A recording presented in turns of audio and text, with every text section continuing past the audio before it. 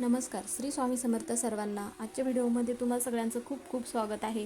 स्वामी तुम्हा सगळ्यांना कायम सुखी ठेवो ही स्वामीचरणी प्रार्थना करते आणि आजच्या व्हिडिओला सुरुवात करते. तर आजचा व्हिडिओ असा आहे की आता आपल्या कलशावरील नारळ जो आपण देवघरामध्ये ठेवत असतो, तर त्या नारळाला कोंब उगवणे शुभ की अशुभ मानले जाते.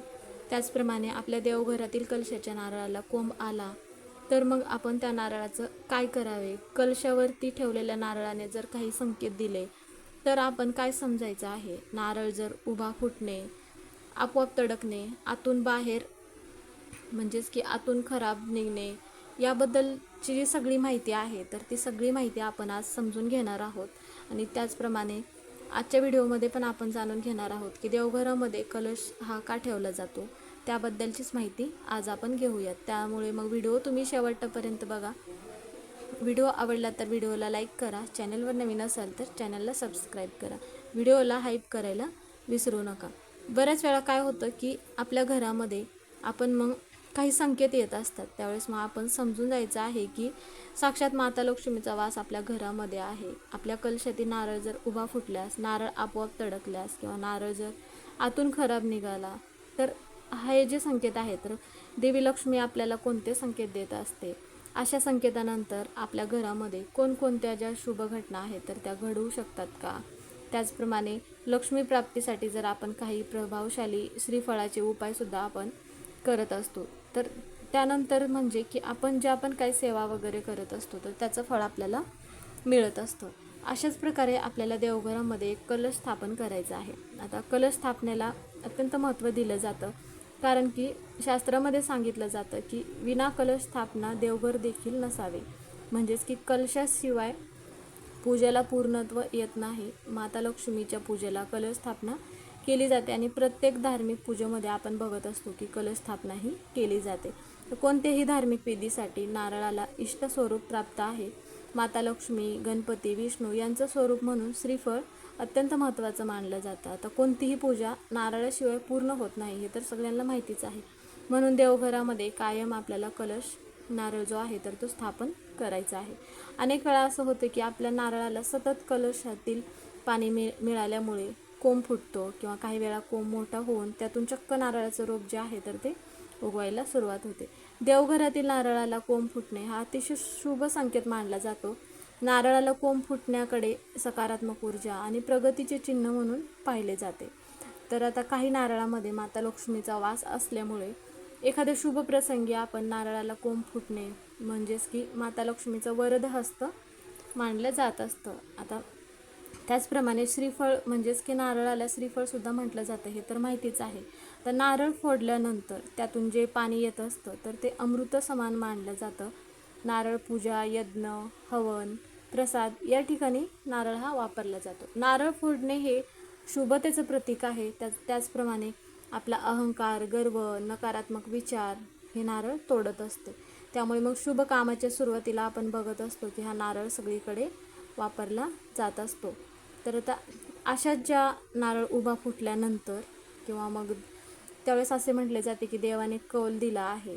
त्या नारळ फोडल्यानंतर एखादा नारळ उभा फुटतो म्हणजेच की तो शुभ संकेत मानला जातो.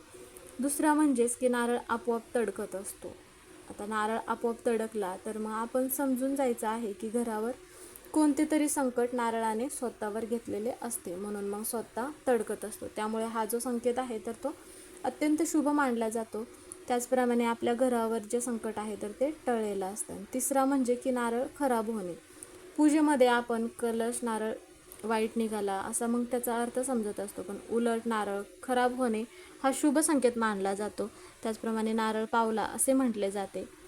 खोबरे खाण्यासाठी मिळाले नाही, पैसे वाया गेले असं बऱ्याच जणांना वाटतं, पण आपल्यावरती येणारे जे दोष, संकट, ते नकारात्मकता स्वतःवर नारळ हा घेत असतो. आता नारळ खराब निघाल्यानंतर लोक दुसरा नारळ फोडत असतात आणि आनंदाने मग पूजेला पुढे चालू ठेवतात. आता चौथा म्हणजेच की नारळाला कोंब फुटल्यानंतर देवघरातील कलशातील नारळाला जर कोंब फुटला तर समजायचं आहे की दैवी शक्तीचा वास आहे. आपल्या कुलदेवीची आपल्यावरती खूप कृपा आहे आणि मग भविष्यामध्ये आर्थिक स्थिती जी आहे तर सुधारण्याची, प्रगतीची म्हणजे घरामध्ये सुख समृद्धी वाढण्याची शक्यता असते. तर घरामध्ये कुलदेवीच्या नावाने आपण कलश स्थापन करणे अतिशय शुभ मानले जाते. माता लक्ष्मीच्या प्राप्तीसाठी आपण श्रीफळ म्हणजेच की नारळाचे काही उपाय करत असतात. तर गरिबीपासून एका नारळाला मग आपल्याला काय करायचं आहे, सिंदूर लावून किंवा मग लाल धागा बांधायचा आहे. त्यानंतर हा नारळ हनुमानाच्या मंदिरामध्ये जाऊन अर्पण करायचं आहे. किमान 11 मंगळवार तरी हा तुम्ही उपाय करायचा आहे. त्याचबरोबर हनुमान चालीसा जे आहे तर ते पठण करायचं आहे. यामुळे घरामध्ये सुख समृद्धी वाढते. दुसरा उपाय म्हणजे की नारळ एखाद्यावरून 21 वेळा उतरवून मंदिरात जाळायचं आहे. असे अनेक ठिकाणी सांगितले जाते की अडचणी, नकारात्मकता, सतत येणारे त्रास यासाठी मग तुम्ही दर मंगळवारी किंवा शनिवारी हा उपाय करायचा आहे. यामुळे मन शांत होते, घरातील वातावरण हलकं होतं आणि संकट जे आहे तर ते कमी होतात. म्हणून मग त्यानंतरचा उपाय म्हणजे की आपण नारळापेक्षा थोडे जे लहान असतात त्यात म्हणजे की लघु नारळ म्हटले जाते, ते दुकानामध्ये तुम्हाला सहज उपलब्ध होईल. एका चौरंगावरती ठेवायचं आहे आणि प्रत्येक नारळावर केशराचा टिळा लावायचा आहे.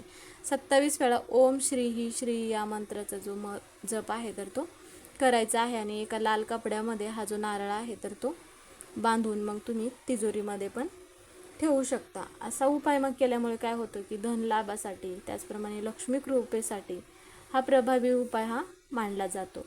आता देवघरातील आणखी काही दैवी शक्ती असतात की संकेत असतात की ते म्हणजे आपण देवघरामध्ये रोज पूजा करतो आणि मग देवांना वाहिलेले जे फुलं असतात तर ते अचानक खाली पडलं तर मग तो शुभ संकेत मानला जात असतो. तर दैवी शक्ती तुमच्या घरामध्ये आहे. त्याचप्रमाणे कधी कधी काय होतं की अगरबत्ती लावलेली नसतानाही अचानक घरामध्ये आपल्याला अगरबत्तीचा किंवा धूप लावल्याचा सुगंध मग येतो. हा सुद्धा एक दैवी संकेत मानला जातो. अशा वेळी आपण मन स्वच्छ ठेवायचं आहे, सेवा करायचं आहे, भक्ती करायचं आहे, कोणाचीही निंदा करायची नाही किंवा कारण देव परीक्षा बघत असतो, साथ कधीच सोडत नाही. म्हणून मग आणखी काही जे उपाय आहेत तर ते उपाय मग करणे पण आपल्याला गरजेचे आहे.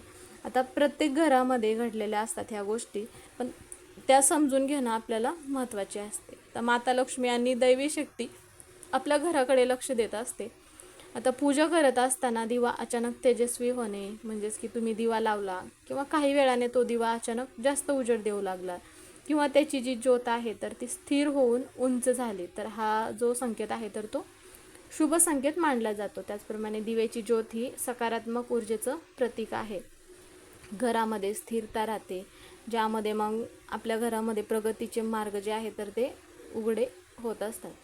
आता देवघरामध्ये अचानक शांतता वाटणे किंवा अनेकदा असं होतं की आपण देवघराच्या पुढे बसत असतो पण अचानक मनावरचं ओझं हलकं होतं, मन शांत होतं, डोक्यात जे चाललेले विचार असतात तर ते थांबत असतात आणि एक वेगळीच शांती आपल्याला जाणवत असते. हा पण एक शुभ संकेत मानला जात असतो. आता अनेक वेळा काय होतं की आपण देवघरापुढे बसल्यानंतर मनाला बरं वाटतं. ही भावना म्हणजेच की दैवी कृपा जो आहे तर त्या कृपेचा अनुभव सांगितला जातो. आता देवघरातील वस्तू जागेवरून हल्ल्यासारख्या आपल्याला कधी कधी वाटत असतात. देवाजवळ ठेवलेली जी फुलं आहेत किंवा हार आहे किंवा नैवेद्याची वाटी जर हल्ली आहे किंवा देवासमोर ठेवलेलं फूल एका बाजूला सरकलं आहे तर याला घाबरण्याचं काहीच कारण नाही. बऱ्याच जणांना असा प्रश्न पडत असतो, पण ही पण एक दैवी शक्तीच असते. आता त्यावेळेस आपल्याला मग मनापासून प्रार्थना करायचं असतं की देवीची सेवा करायची असते. आता आपल्या घरामध्ये काय होतं की अचानक कुठून तरी आपल्याला एखादी मदत मिळते किंवा मग सर्वात मोठं लक्ष्मीचं जे लक्षण आहे, कधी कधी घरात परिस्थिती खूप कठीण असते, पैसे थांबलेले असतात, खर्च वाढलेला असतो, पण अचानक कुठून तरी मदत मिळते, एखादं अडकलेलं काम पूर्ण होतं, एखादी रक्कम परत मिळते किंवा कोणीतरी आपल्याला मदत करतं. हा आपण योगायोग समजत असतो. पण अनेक वेळा काय होतं की माता लक्ष्मीची कृपा आपल्यावरती असल्यामुळे माता लक्ष्मीची कृपेमुळं आपल्या आयुष्यातील ज्या अडचणी आहेत तर त्या दूर होत असतात. म्हणून मग अशा ज्या सेवा आहेत तर त्या सेवा आपण केल्यानंतर आपल्या घरामध्ये हे सगळे शुभ संकेत जे आहेत तर ते घडत असतात. तर असे बरेच काही संकेत असतात की जे आपण म्हणजेच की ज्याच्याकडे आपण दुर्लक्ष करत असतो, जे आपण समजून घेत नाही. तर ह्या ज्या सगळ्या गोष्टी आहेत तर ह्या सगळ्या गोष्टी समजून घेणं अत्यंत महत्त्वाचं आहे. त्यामुळे मग आपल्या घरातील ज्या पण काही घरामध्ये देवघरातील कलशाच्या नारळाला जो कोंब आला तर काय करावे किंवा नारळ उभा फुटला तर ह्या ज्या सगळ्या गोष्टी आहेत तर ह्या मनामध्ये कोणतेही वाईट म्हणा किंवा शुभ विचार न आणता हे सगळे संकेत आपल्या घरामध्ये घडत असतात. तर आता देवघरातील तुम्हाला नारळ कलशातील नारळाला जर कोंब आला तर काय करायचं आहे, नारळ उभा फुटला किंवा तडकला तर ही तुम्हाला माहिती समजलीच असेल. तर व्हिडिओ मग इथेच संपला. व्हिडिओ कसा वाटला कमेंट करून नक्की सांगा. कमेंटमध्ये श्री स्वामी समर्थ हे लिहायला विसरू नका. व्हिडिओ पूर्ण बघितल्याबद्दल धन्यवाद.